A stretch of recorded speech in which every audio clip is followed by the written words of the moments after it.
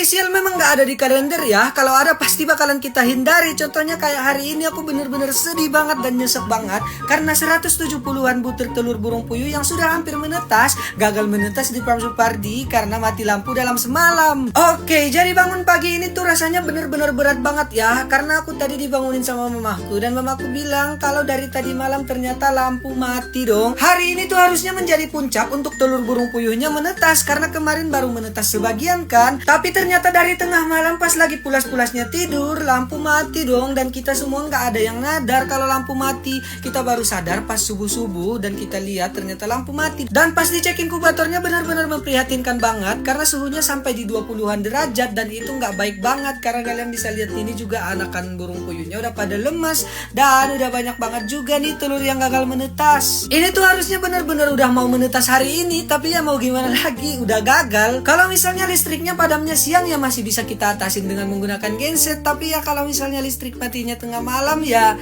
apalagi lagi pulas-pulasnya tidur ya wassalam kayak gini. Dan sebenarnya untuk antisipasi lampu mati, aku udah pasang UPS di sini. Tapi UPS ini ya lumayan kecil, jadi nggak bertahan lama, palingan sejam juga udah mati. Dan listrik yang mati tuh mulai dari tengah malam sampai jam 9-an pagi. Kalian bisa bayangin bener-bener ini tuh telurnya udah nggak ada yang bagus lagi karena udah pada kedinginan. Dan di sini aku langsung ngecek dan pilih-pilih kira-kira mana yang telur-telurnya masih bagus dan bisa diselamatkan. Dan sedihnya rata-rata telurnya tuh udah pada nggak bisa diselamatkan karena ya telur-telurnya ini tuh udah mau menetas. Kalian bisa lihat nih, anaknya udah jelas banget kan mau keluar dari telur, tapi ya gagal karena listrik mati. Jadi ya ini tuh anakannya hitungannya udah mati juga. Dan setelah dihitung telur yang gagal menetas ini tuh ada sekitar 170-an butir. Dan ini tuh rasanya benar-benar sayang banget ya.